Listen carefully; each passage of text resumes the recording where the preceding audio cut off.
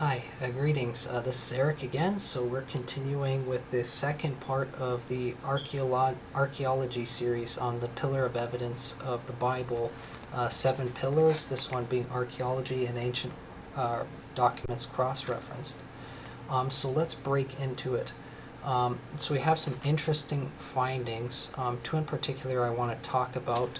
We have the findings of the late Ron Wyatt and the findings from the site of Avaris by Manfred Betek, as understood past certain controversies, which we'll talk about as we get there, as is necessary. But first, let's talk about Ron Wyatt's finds, which he's alleged to have found. And interestingly enough, he made videos.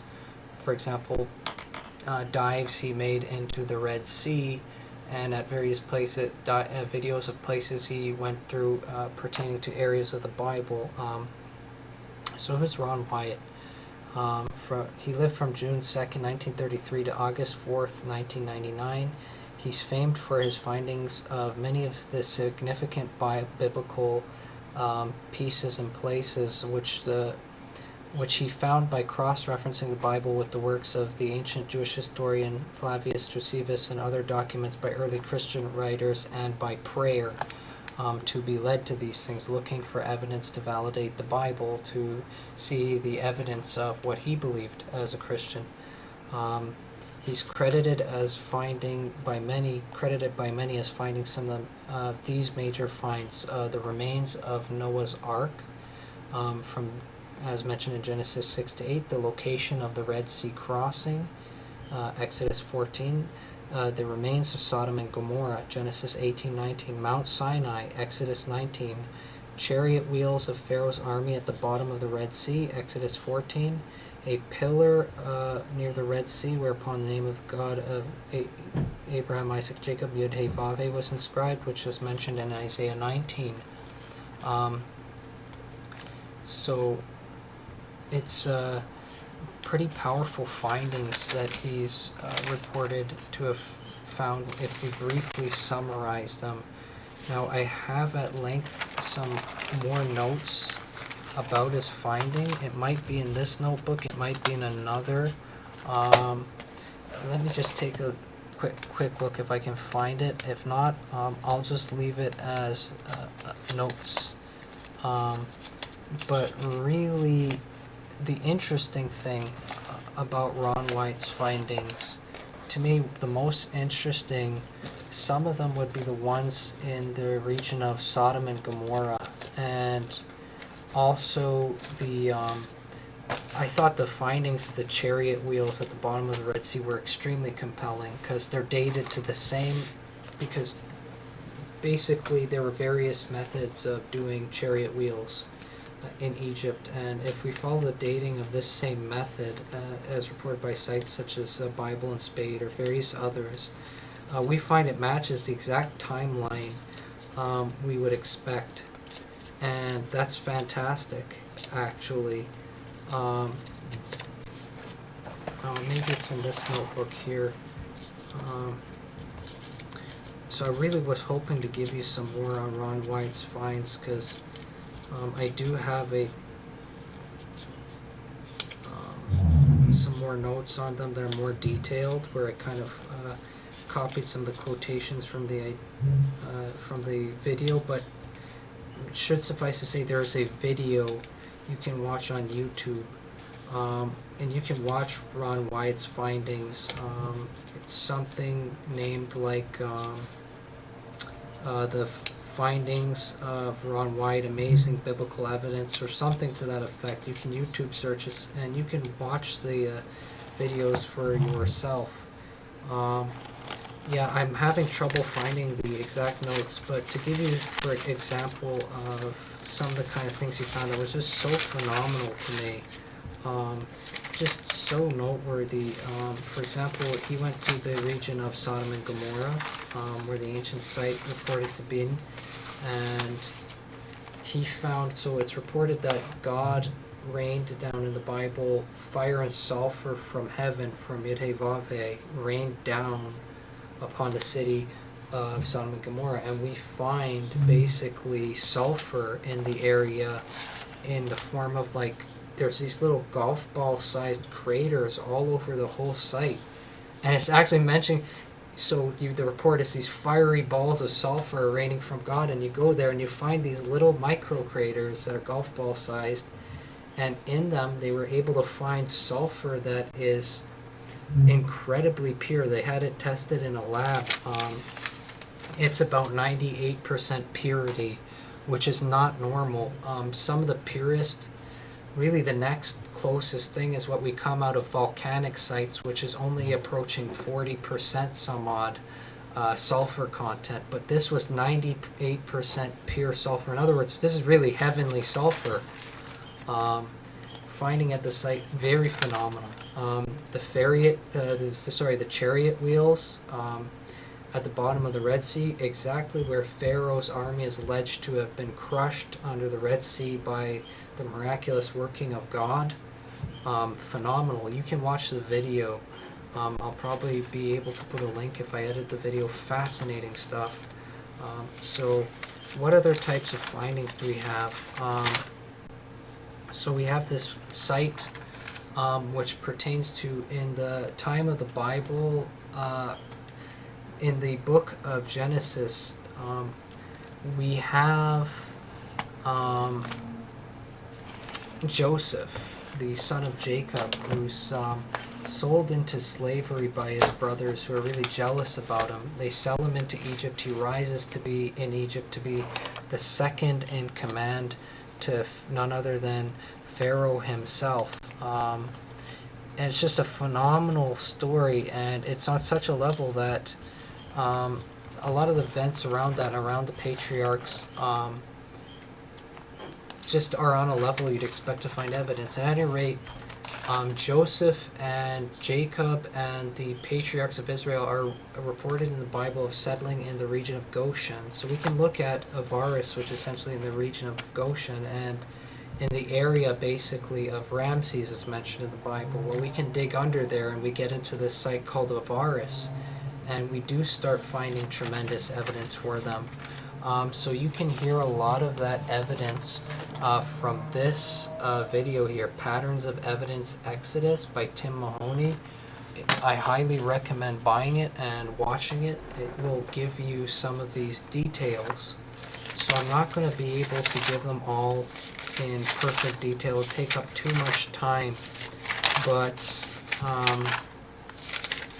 for an example, there's just powerful things that are understood to be powerful imagery of classical Israel in the Bible. For example, 12 pillars, things like this. Revelation mentions 12 pillars, referencing the apostles, referencing other things.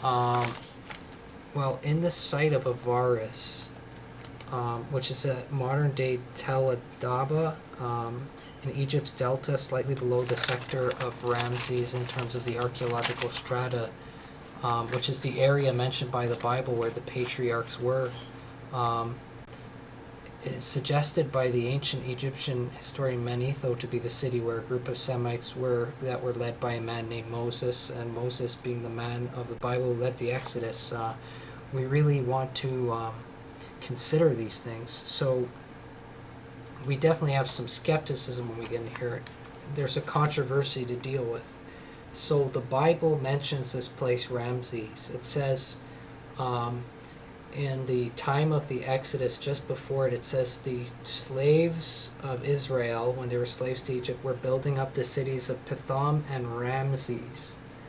But aside from that, it mentions that Joseph, in the days of Joseph, the same term Ramses appears, which is controversial because there's a big time gap between Joseph and the days of Moses, hundreds of years.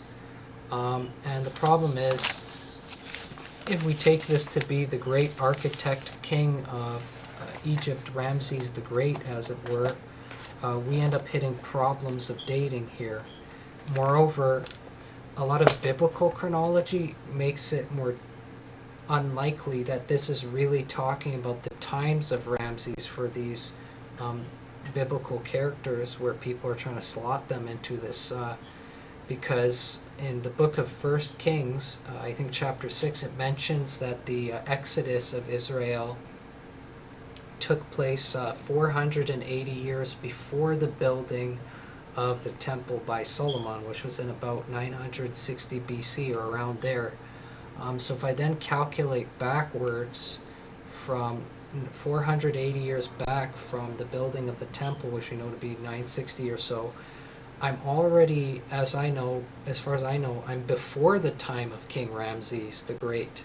And if I go back to the time of Joseph, I'm even farther back from the time of Ramses.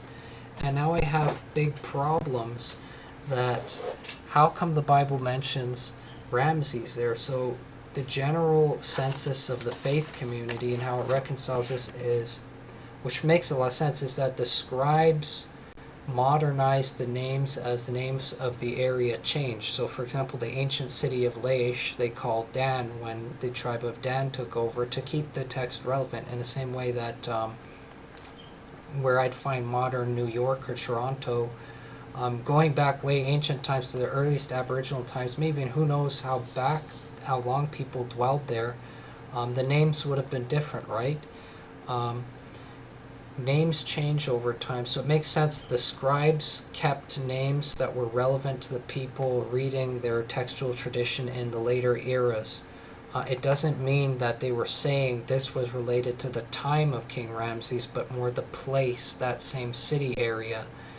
This is where the patriarchs dwelt, so it doesn't need to be controversial as some make it to be. But just so you know, even Manfred Betek, the one who heads the digs in the site of Avaris, where we find a lot of evidence for the ancient Israelite patriarchs, he mentioned some of the evidence for findings seeming to match up with, he was asked about this by Tim Mahoney, and it, to give you some background information here, I'll give you some quotes from the thing. Avaris has suggested, there have been many fascinating archaeological finds there, which Roll, another man mentioned in the video, believes are evidence of the ancient Israeli patriarchs. There, Manfred Betek has led numerous digs, uncovering a huge town of 250 hectares and a population of approximately 25,000 to 30,000 individuals. These people were from Canaan, the region of Assyria, who, according to Betak, who doesn't believe it to be evidence of the Exodus himself, in his own words, originally they may have come here as subjects of the Egyptian crown with the blessing of the Egyptian crown. Obviously this town enjoyed something like a special status, like a free zone, something like that. This is what Betak says. Well, if you read the Bible account of Joseph and the Israeli patriarchs, Pharaoh actually gave his blessing by allowing the Israelites to freely settle in the best parts of Egypt and Goshen with their flocks. Well, that's really interesting that here Betak saying almost the exact same thing about these people. I'm not sure if he's cognizant of that or not. In Betak's words also, he says, we have some evidence of shepherds. We find again and again in this area pits with goats and sheep, so we know shepherds, probably Bedouin, with huge herds roamed around this. Now, why is that relevant? One of the key things that's noted about the Israelite patriarchs when they were getting the blessing of Pharaoh, and they even appeared before Pharaoh himself, is they said, we, your servants, are shepherds. And Pharaoh mentioned that to Joseph, his second in command, if you know of among them men who are skilled in livestock and shepherds, let them be set over my own livestock, his own personal belongings. Very fascinating. So we'd expect to find shepherds, and that's what we're finding. But Betak is from the skeptical side. He also says, to connect this with the proto-Israelites is a very weak affair. But again, the reason he does this is because his view of the Exodus date is using the 1250 BC, because he's reading, when he reads in the Bible, he reads this term Ramses. He's not assuming there's a possibility that it is using a terminology that's referring to the area that's later dated in the scribes. He's assuming that that is something that is that is explicitly what the text is implying, because he's not reconciling it with the text of 1 Kings chapter 6. So he goes, according to my opinion, he says, Bitek, the settlement of the Proto-Israelites in Canaan only happened from the 12th century BC onwards, because the Bible mentions Ramses, and Ramses is 12th century BC. So we have some controversy here. However, it becomes kind of uncontroversial when you consider the totality of evidence. What BTAC had dug up in this area really points to evidence for the patriarchs. It doesn't really go a lot of other places. I'll tell you why. For one thing, there's a separate video with a separate dig, and he uncovers many clay seals bearing the name Jacob.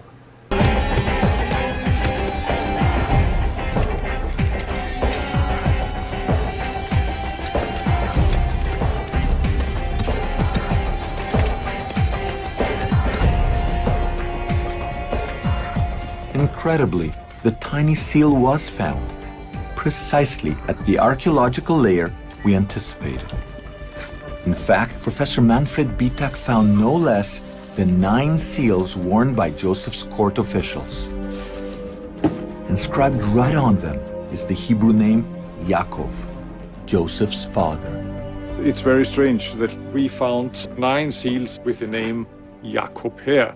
It's a biblical name, by the way. The original was probably mounted on a ring worn on the finger, and this gives us a new puzzle. Is it really a puzzle? Not if one uses our chronology. This is the only time that a Hebrew name appears on an Egyptian royal seal. It directly connects Avaris with the Bible, but Professor Bitak steers clear of biblical chronology. He's under the constant watch of the Egyptian Antiquities Authority, who have made Avaris off limits to the public. Supposedly for conservation reasons, Professor Bitak has been forced to cover up his dig every single year. The area is then plowed, seeded, and cultivated by local farmers. No one would suspect that underneath these fields lies an archaeological treasure trove that proves the biblical Exodus. Jacob is the name Jacob. It's the name of the Hebrew patriarch who fathered the 12 tribes. So he himself is finding these things in Avaris, and he's confused why they're finding a Hebrew name, and such a biblically referenced one with clearly a even really said to be a theophoric name, in part having the name of God in it, referencing it. Very cool. Speaking once more to Avaris, the reason the Bible probably mentions the Ramses, but though it doesn't mention Avaris by name, the interesting thing is Avaris is actually underneath Ramses. In the archaeological strata, it's just a level below. As David Rohl says, now this Avaris which lies under the biblical Ramses, Ramses of the New Kingdom, Avaris of the Middle Kingdom. Why is that important? It matches more precisely with the dates you'd calculate more closely using the 1 Kings 6 chronology. The 13th dynasty, it lies underneath the city that's mentioned in the Bible. So when Bitak digs up a huge population of Semitic-speaking peoples with Semitic culture living in the city of Avaris for several hundred years, at the end of the period, these people all leave, departing with their belongings and abandon the city. Whatever Manfred Bitak says, to me it sounds awfully like the Israelites dwelling in Egypt for about 400 years and suddenly leaving when Moses led them away. It really matches up.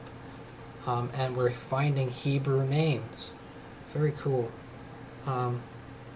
So the evidence really starts mounting. So in that place we found, they find a palace in Avaris, which had courtyards, audience chambers, and a robing room, and it's obvious it belonged to a high official of the state, who was very important to the state. So when somebody gets a palace like that, it's given to them, it's because they're being honored for what they did for the state. This palace was built on top of a classical middle cell style house. a house built previously in the Syrian style, the same type we'd expect Jacob and Joseph to be familiar with, since they had so much Syrian influence from Abraham's time in there, and they got their brides from there. It makes perfect sense. And the time Jacob spent in there. Very cool.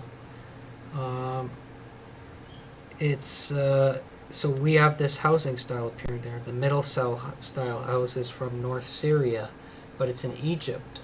Very fascinating. The same type that we find in Haran, where Abraham dwelt, where Jacob dwelt for a time. In the garden behind this palace, we find 12 main graves with memorial chapels at the top of them. Now that's fascinating, considering we have 12 patriarchs and 12 tribes of Israel. Jacob had 12 sons, as the Bible states. The palace had a portico, had a facade and a portico with 12 pillars. Revelation uses even this imagery of Israel. It's 12 pillars is classical Israeli imagery of the 12 patriarchs, and in the later times of the Bible, the 12 apostles. I know 12 would seem generic if that was the only thing, but then having 12 grave sites, it seems like something, we have a pattern here. It seems kind of really matching up. Now, one of these 12 graves was very special. It was a pyramid tomb. This itself is extraordinary because only queens and pharaohs and queens had pyramid tombs at this time. Yet we can tell from the imagery of the remnants of the statue that was found inside, the person buried here was not a king. Yet even so, he was honored with a king's burial. And inside the chapel of the tomb was a statue. Now what we know from this statue is that the man had red hair, pale yellow skin, which is how Egyptians depict northerners, Syrians, Semites. He had a throw stick across his shoulder, a unique symbol of office made for this Asiatic high official living in the land of Goshen. And on the back of his shoulder we see the faintest remains of paint, colored stripes from a multicolored coat. Now this matches exactly with the biblical story of Joseph in the Bible. He's given a multicolored coat in the Bible before his brothers are provoked to jealousy and sell him into slavery, before he's brought into Egypt and rises to power to be the second of Pharaoh there. The coat, multicolored coat, really understood to be a symbol of his unique favor he enjoyed from his father. Genesis 37:3 reads of this, and Israel loved Joseph more than all of his children because he was the son of his old age, and he made him a richly ornamented long robe. But in Hebrew the term ornamented robe, in the Hebrew the term is really a robe of many colors. It's indisputable if you go to the Hebrew. So we find this guy has this fancy, this high official statue in this pyramid tomb, which is not even an Egyptian king, some high official who was honored as if he were a king, and he's clearly depicted as a Semite, and he has a multicolored robe. And that really is unique because there's nothing like this in the whole of Egyptian history. Professor Charles Ayling, an Egyptologist who has also investigated the events of the Exodus and its connection to Egypt, sees a connection to Joseph at Avaris. He mentioned that the statue is about twice the size of a normal man, which tells that it is a very important person, highly honored, highly decorated. Well, Joseph was highly honored, decorated, being made second in command of Pharaoh. He had high favor there. He says, of course, this is not a pharaoh's tomb or a palace, but the man who lived there, you can identify his nationality by looking at the fragments of the statue. 3 things. The hair, which is what we call the mushroom style. Secondly, the weapon he carries over his shoulder, called a throw stick, like something we would associate with the Australian boomerang. And then the coloration of the skin being yellow. All of these things indicate that this would have been a Syrio-Canaanite. Either it's Joseph or it's someone who had a career remarkably the same as Joseph did, says Professor Charles. Very fascinating. So we continue in the story of Joseph. So the Pharaoh of Egypt has this dream, really about a famine that would occur in the land, and Joseph interprets this dream. Um, he takes it from metaphorical imagery to the actual meaning, and it seems very much connected to the Nile. We find a canal or a waterway that connects the Nile to the Fayum Basin, which is known as the waterway of Yosef, Bar Yosef in the Arabic, and its name goes back to ancient times. It almost sounds like it's a waterway Joseph commissioned to deal with these things. And there's more things. Bryant Wood, an archaeologist from the Association of Biblical Research, notes some more compelling evidence because, so for some background, Joseph reigning in Egypt as second hand of Pharaoh, he predicts a famine, and he introduces a famine policy. And in the famine policy, the Egyptian people are able to sell belongings or to become servants in exchange for grain that Pharaoh had already ordered to be stored.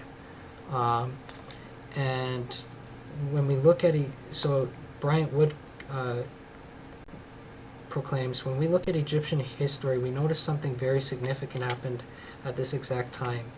Egypt was divided up into areas called nomes, kind of like districts all over the country, and the leaders of these nomes had tremendous wealth and tremendous power. Then you get to a point in Egyptian history when suddenly all that changes and all the wealth is concentrated purely with the pharaoh. What on earth happened here? If you read Egyptian history books, there's no explanation for it. They don't know how it happened. It was a tremendous social economic change. And when asked what he thinks happened, he explains what he thinks happened. Well, we have the answer in the Bible, and it's Joseph's famine policy. And he brings the wealth into Pharaoh. It fits exactly with Egyptian history. So Joseph had all the grain stored up, and people were selling their belongings and their lands and even their own personal bodies into servitude to Pharaoh in exchange for grain so that they would live. And what ended up happening is they became slaves of Pharaoh in many cases. The land became Pharaoh's, the wealth became Pharaoh's, and a lot of local regional rulers who had a lot of wealth and local governors ended up just becoming nobodies, and all their wealth went into the Pharaoh. And suddenly Pharaoh becomes on a level of power and influence that's even far higher than he's ever had out of nowhere in Egyptian history. So from this point forward, I might give notes more in terms of, I might give some evidence more in terms of briefer notes from the findings of Avaris. But for the evidence of the arrival of Israelite patriarchs in Avaris, we have the ancient city of Avaris and its settlements contain corpse remains of Semites, sheep, and goats, showing them to be shepherds. Scholars such as Manfred Bietek suggest the city and region was granted to the Semites to dwell in by the Egyptian crown, which matches what the Bible says of the Israelites. Avaris matches precisely the region described in the Bible of the Israelite patriarch setting. We have pottery there coming up with Hebrew names and seals in the name of Jacob, the Israelite patriarch. At Avaris, you have northern Syrian-style housing instead of Egyptian-style housing, which housing style the patriarchs of Israel would have been most educated in. The middle cell houses a palace with 12 pillars and 12 grave sites located at Avaris, very much matching the 12 patriarchs and the 12 tribes. A statue located in one of these 12 grave sites that resembles the account of Joseph incredibly much, Joseph of the Bible. It's twice the normal size, suggesting that it was representing a man of very high status. The statue bears the typical Egyptian depiction of Semitic and Mesopotamian peoples: mushroom hairstyle, yellow skin, red hair, and it featured a multicolored robe and a Semitic throw stick, all things that you'd expect in reference to Joseph. The waterway of Joseph, retaining that name since ancient times. The case of the sudden reconcentration of wealth from the regional Egyptian rulers into Pharaoh at that time. The signs of Egypt at that time facing distress is indicated by statues of rulers such as Amenemhat III having worry lines in their eyes, indicating stress and anxiety from potentially facing famine. The absence of bodily remains of the high official. So in this tomb where we found this statue, there was no body there. This is not a common thing. Normally people, until Britain might have popularized really understanding history and the pharaohs or nations like them, nobody touched the corpses. Nobody wanted, that was like would be a cursed thing to do. It would be a really creepy thing. Maybe a necromancer might do that with a single piece of bone. Generally nobody wanted to mess with the bodies. It's just not, there's no value, there was no intrinsic value to human bones. There was no market for it back then. The only markets might have been with, like I said, necromancers and sorcerers, which is not a common practice to deal with those things by any means. But this tomb had no corpse. Well, Joseph in the Bible commanded the Israelites to take out his corpse from Egypt and bring it back to the promised land when they exit. Since God really prophesied to them that they would exit Egypt after the 400 years expired. And what we have happening is, it's mentioned in the days of Moses, they did take up his body and take it out of his tomb and take it out of Egypt to the promised land. So that matches up. So it's mentioned that the Israelites in their time of dwelling in Egypt had an exceedingly great multiplication. Their numbers, they went from 70 some odd people to many millions. Well, archaeological records show that the Semite presence in Egypt begins rather small, 70 to 100 people, matching exactly what we expect of the Bible, coming from one of the largest cities of the ancient world, the city of Semitic growing from 70 to 100, becoming something powerful to form one of the largest cities of the ancient world, a city of Semitic foreigners, a phenomenon unique in all Egyptian history. Possibly more evidence of this remains to be unearthed from the other sites that are yet to be excavated that are similar. We do have evidence of the slavery of the Israelites. Semitic remains in Avaris show people who go from a position of wealth to an impoverished state with a lack of food. Harris lines in the bones of the corpses show malnourishment suddenly appearing after a certain time. Suddenly the average lifespan of the people living there decreases in that generation from to 32 to 34 years, and 50% of the children 10 and younger are dying in the first 3 months of life, and a 40 male to 60% female ratio in adults occurs in the site of Avaris. Well, in the Bible it mentions that when a Pharaoh came to power who didn't remember Joseph and starts oppressing Egypt, he puts forth some real evil, twisted things against Israel, and part of this involved killing the firstborn children, and namely the sons, but preserving the daughters alive. And now suddenly we see a decrease in sons and an increase in female population. So what we're seeing in Avaris matches what the Bible mentions. Now, this one's worthy of going into notes of. We have this document called the Brooklyn Papyrus, dated to this exact same timeline, which shows a list of domestic slaves in an Egyptian household, possessing about 70% Semitic names, many distinctively Hebrew names. So using the study of epigraphy, we can date this. So this document can be dated to about the 13th dynasty of Egypt. That is the time period between about 1800 to 1650 BC. My apologies for the difference in sound quality in the video. I accidentally said the 13th century. You do not want to mix up the 13th dynasty with the 13th century BC. They're very different. So that's important to note here. So that's the dating for the Brooklyn Papyrus, and we can pull out some of the particular names as we move on. The Middle Kingdom, and it's powerful what it reads.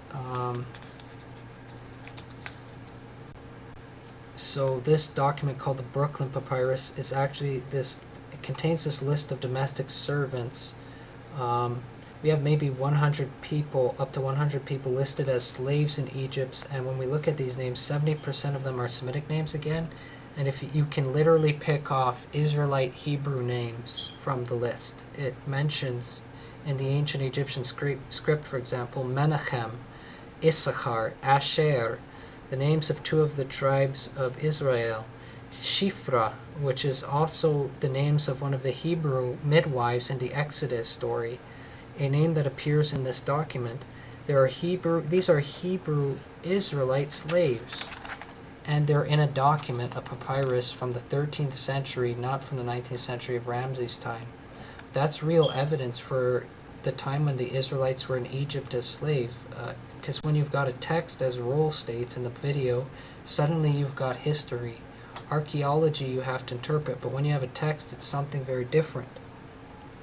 This slave list is also predominantly female, which matches the grave evidence from Avaris and the reports that the Egyptians were following the orders of Pharaoh to kill the Israeli boys that were being born, of the Israeli slaves. When Roll was asked about this, why do so many Egyptologists ignore the Brooklyn Papyrus then, he answered, although everybody recognizes that this is a list of Semitic slaves and everybody recognizes the names appearing here are also Israelite names, to them, these cannot be Israelites no matter how much they appear to be, because it is the wrong time period, because in their view it has to occur in the 1200 BC's period, according to the Ramses Exodus theory. So failing to understand the text of 1 Kings, 6 Kings, and corroborating the Bible's account of where it mentions Ramses with its own internal dating, failing to read the Bible properly leads to a misunderstanding and a poor conclusion for the dating of the Bible, and leads to people to totally invalidate in their own eyes evidence that is legitimate evidence, because when you have a list of slaves that are clearly Israelite names, there's some weight there, and it's from the 13th dynasty, sorry, not the 13th century, the 13th dynasty, the Middle Kingdom of Egypt. So they point it to one side and say it's another coincidence. Thus, the scholars who aren't trained in the Bible, they tend to miss certain things, but nevertheless, for evidence of the slavery of Israelites, we have Semitic evidence in Avaris shows that people go from a position of wealth to an impoverished state with a lack of food. Harris lines show malnourishment, matching what the Bible says happened to the people of Israel. We have the decrease in the male to female ratio. We have the Brooklyn Papyrus. These are powerful things. Now, a powerful one is the judgment of Egypt. In the Bible, God does send down various plagues. Let's read a portion of the Bible, how God dealt with the Egyptians, and I can give you some examples, just brief, of some of these things. So, Exodus chapter 8, go to Pharaoh and say to him, thus said Jehovah, let my people go so that they serve me. But if you refuse to let them go, see, I am smiting all your border with frogs.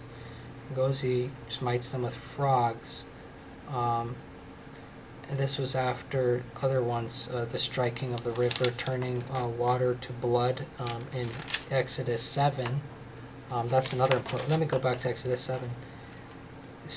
And Jehovah spoke to Moses, say to Aaron, take your rod and stretch out your hand over the waters of Egypt, over their streams and their rivers, over their ponds and over all their pools of water, so that they become blood. And there shall be blood in all the land of Mitzrayim, both in wooden and stone containers. Moses and Aaron did so, as Jehovah commanded. He lifted up the rod and struck the waters that were in the river in the eyes of Pharaoh and in the eyes of his servants. The waters were turned to blood. And it continues to many other plagues. Phenomenal things. chapter 9. Go into Pharaoh and speak to him. Thus said Jehovah, Elohim of the Hebrews, let my people go so that they serve me. But if you refuse to let them go and are still holding them, see, the hand of Jehovah is on your livestock, on the field, on the horses, on the donkeys, on the camels, on the cattle, and on the sheep, a very grievous pestilence. He shall separate between the livestock of Israel and the livestock of Egypt, and let no matter die of all that belongs to the children of Israel. Tomorrow he is going to do this word in the land. And he did this word on the next day. All the livestock of Egypt died, but not the livestock of the children of Israel. Then Pharaoh sent, and see, not even one of the livestock of Israel was dead, but the heart of Pharaoh was hardened. He did not let the people go. And it continues getting more and more intense. For at this time I am sending all my plagues into your heart, and onto your servants, onto your people, so that you know that there is no one like me in all the earth. Now if I had stretched out my hand and struck you and your people with pestilence, you would have been cut off from the earth. And for this reason I have raised you up, in order to show you my power, in order to declare my name in all the earth. You still exalt yourself against my people, that you do not let them go. Tomorrow this time I am causing a very heavy hail to rain down, such as not been in Mitzrayim from the day of its founding until now. And now send and bring your livestock to safety, and all that you have in the field, and the hail shall come down on every man and every beast which is in the field, and which is not brought home, they shall die. And these plagues continue to get more and more intense, until eventually the firstborn children of the sons of the Egyptians are struck, so that they all die, and he lets them go until he chases them again later. So this is what the Bible reads like, reporting this event. So we have this colossal judgment, and we have an interesting document that is written by Egyptians, by an Egyptian sage named Ipuwer, and it's in the Leiden Museum in the Netherlands, in Holland. This very important papyrus details much of this same type of information from the Egyptian perspective, written in Egyptian, and is dated by epigraphy 13th dynasty, ironically, same timeline. Written by a scribe named Ipuwer, the papyrus known as the Admonitions of an Egyptian Sage, and it poetically describes a series of calamities and chaos that followed. Now, according to Martin Raven, the Egyptologist and curator of Leiden Museum, we do not know exactly who he was, but he says Ipuwer was obviously in a position to address His Majesty the King. The only copy of that text is in the Leiden Museum. He says, it is a very, very vivid report, or would-be report, of what happens to Egypt when the central power falls away.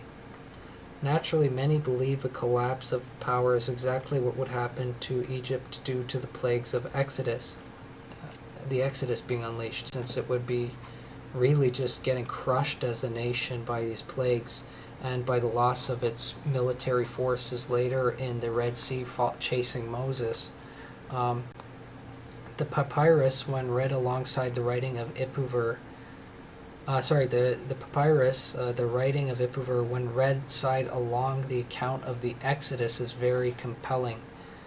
The Exodus account reading, God commanded Moses in the book to take water from the Nile and to pour it on the ground, so that it hits the ground and it turns to blood, all these rivers. Well, here's a quote from Admonitions of the Egyptian sage Ipuwer, an Egyptian work from the Middle Kingdom period.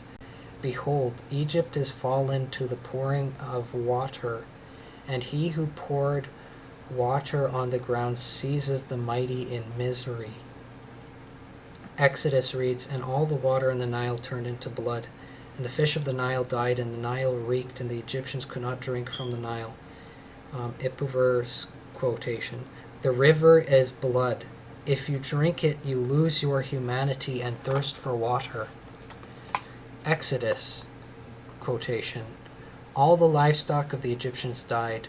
Fire ran down from heaven, and the Lord sent hail upon the land. Even the flax and the barley were smitten.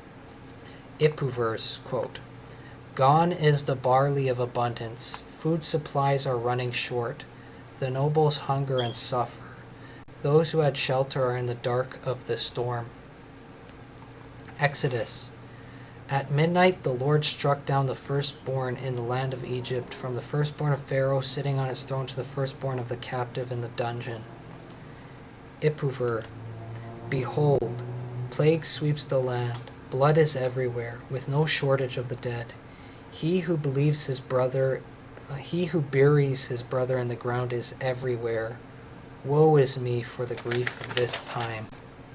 Exodus reads, "And there was a great wailing throughout the land of Egypt, for there was not a house without its dead." Ipuver's admonitions reads, "Wailing is throughout the land of Egypt, mingled with lamentations." Yet despite this incredible similarity, aside from dating beliefs, many Egyptologists deny connections between this work and the Exodus account, namely on account of the writings of the influential Egyptologist Miriam Lichtime. Miriam Lichtime ruled out the possibility that the papyrus, the admonitions of Ipuver, referred to a real national calamity. Agreeing with other scholars, she stated the following: "The description of the chaos in the admonitions is inherently contradictory, hence historically impossible. On one hand, the land is said to suffer from total want. On the other hand, the poor are described as becoming rich, of wearing fine clothes, and generally of disposing of all that once belonged to the masters." However, when one reads the biblical account, it becomes clear how this apparent contradiction could have happened, and it is not really a contradiction at all. Exodus 11:2-3 reads, "Speak now in the hearing of the people, and let every man, every Israelite man, ask from his neighbor, and every woman from her neighbor, the Egyptians, objects of silver and objects of gold. And Jehovah gave the people favor in the eyes of the Egyptians, and the man Moses was very great in the land of Egypt, and in the eyes of Pharaoh's servants, and in the eyes of the people." Exodus 12:35-36 reads, "And the children of Israel had done according to the word of Moses, and they had asked from the Egyptians objects of silver, objects of gold, and garments. And Jehovah gave the people favor in the eyes of the Egyptians, so that they gave them what they asked, and they plundered the Egyptians." Ipuver, his quote reads, "People are stripped of clothes. The slave takes what he finds. Gold, lapis lazuli, silver, and turquoise are strung on the necks of female slaves." The very point that Miriam Lichtime viewed as contradictory and therefore historically impossible is the very point that most specifically matches the biblical text. But she obviously was not too versed in that. Martin, who regardless denies its being related, gives his reasoning saying, "It's out of question that this can refer to one and the same event as the Exodus. Conventional chronology has it that the Exodus took place somewhere during the Ramesside period, maybe around 1200 BC. Well, maybe conventional chronology is not reading the Bible in 1 Kings chapter 6. Whereas our papyrus, Admonitions of Ipuver, when you look at the grammar, he's talking about epigraphy, the literary figures, etc., there's no question that it was composed in the Middle Kingdom, 600, 700, 800 years earlier. Thus, Martin's position can also be called into question if we consider a revision of this is something different. I don't want to get into that right now, but there's some people promote a revision of Egyptian chronology, some don't. But if you go to the biblical timeline from 1 Kings 6, calculating backward, this you do come approximately to this time. So the overall problem from the evidence of the Exodus is secular society's lack of reading the Bible, really. At any rate, that's phenomenal evidence that we find in the Ipuver papyrus. So there's some more on this. Let me see. I had some notes, more brief about these. Sorry, this thing hurts your ears after a while. So for the evidence of the biblical judgment of Egypt, we have the historical celebration and remembrance of the Passover feast, which basically Jews have throughout history celebrated the Passover, and Israelites as well. This celebration of Passover is really held in the Bible to have been inaugurated as a commemoration of these exact events with Egypt. And its continuation throughout history suggests a concrete history in some event. But we also have the writings of Ipuwer, the Egyptian sage.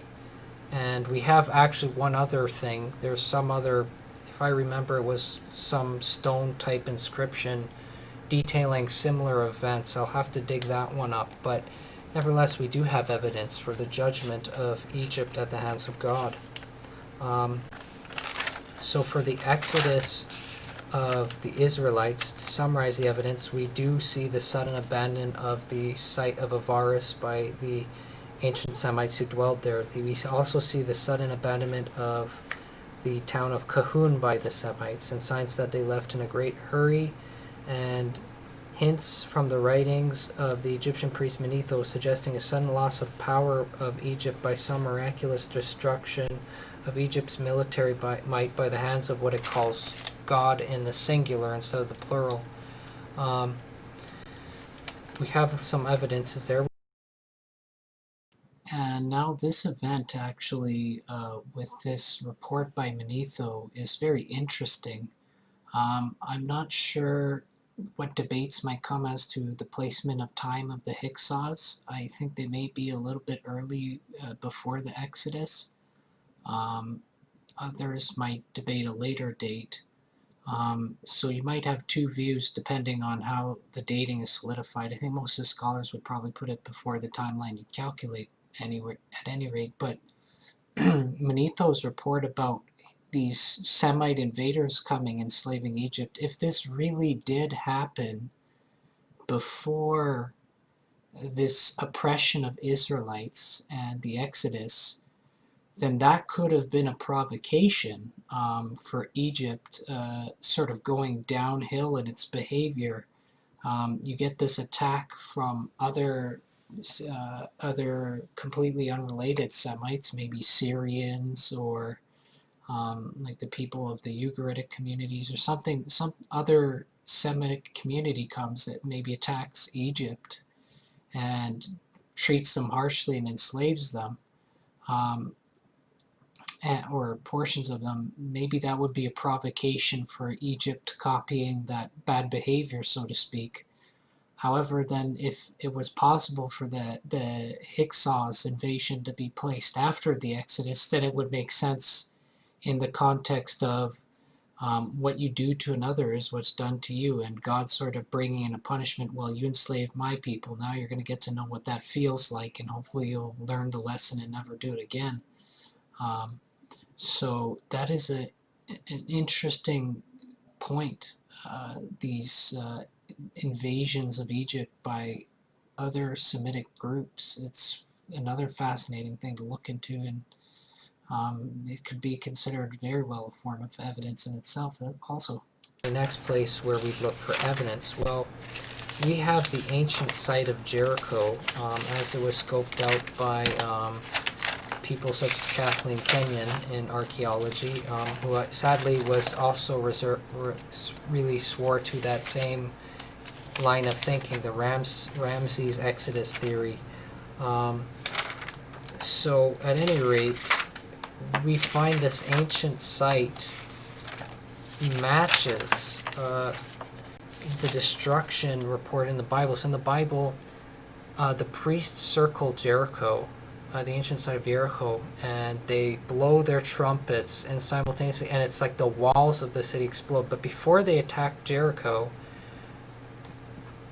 Israelite spies were sent into the city. And there's this one prostitute, Rahab, brings in the spies and says, look, everybody's heard about what happened with your people. They're quaking in fear in Canaan, hearing the report of what happened to Egypt, that your people are going to come in and they're going to destroy everybody, and please spare my family, basically is what she says. And she They have her set up a sign where she puts a scarlet thread out her window. And basically, the report is after the Israelites had this miraculous destruction of the walls of Jericho, and they run up the walls of Jericho and invade the city and burn it, kill all the people, burn it with fire, was that Rahab's family was saved and spared through it. Well, interestingly, when we look at the site of Jericho, for one thing, it matches the biblical account that it was a fortified city known for its great walls.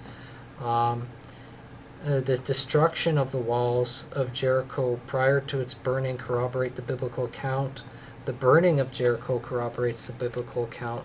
Grain-filled pots in Jericho, hinting to the fact that the siege was short, it didn't last very long, also corroborates the biblical account, and that it happened around the spring. But especially the curious survival of one section of city wall and housing in it in Jericho corroborates the biblical account that's where the harlot Rahab probably lived, who was spared this event. The archaeological record shows that the city was abandoned, fulfilling Joshua's curse upon it. At Hazor, one of the next cities attacked by Joshua and the Israelites, archaeologists found cuneiform tablets that mention Jabin, king of Hazor, whom the Bible mentions by name, describing Joshua as killing him with the sword. Archaeologists found at Hazor a massive burn layer supporting the biblical account that the city was burned, and dating at Hazor matches the pattern of biblical evidence reflected in other finds. So this is just a case, and if there was any room for, if there were still questions of datings, if people would accept the Bible's own accounting, well, there's been a contest of the reliability of the Egyptian chronology. For example, people in the movie Patterns of Evidence, Exodus, they actually quote Sir Alan Gardiner's writing that really saying what is proudly advertised as Egyptian history is merely a collection of rags and tatters. And that there's these three intermediate or dark periods found in Egyptian history where we don't really have any or much details. And the third intermediate period being particularly questionable, there's room for potentially new information to change the positioning of the chronology somewhat. So that's important. And since Egyptian chronology naturally affects many other ancient civilizations, if it ever found place to be modified, in addition to Egyptian, thousands upon thousands of volumes of scholarly workbooks and school system textbooks would be called into some level of questioning. If it had room that it was wrong somewhere, it could be tweaked, which there are some people suggesting this because of the intermediate periods and other things. Even if the Bible didn't match up in a period of exactly like 20 years or 50 years, it was off by maybe 100 or 200, well, it's debatable whether the Egyptian chronology is rock solid still. So that was a point they raised up in that. So that's a lot of evidence for the Israelite patriarchs, if you ask me. The findings in the site of Avaris are extremely compelling. The findings in the video of Ron Wyatt are extremely compelling. And there is a lot more, but I'll get into that in the next video series. I think this will end it for today. Thank you very much for your time.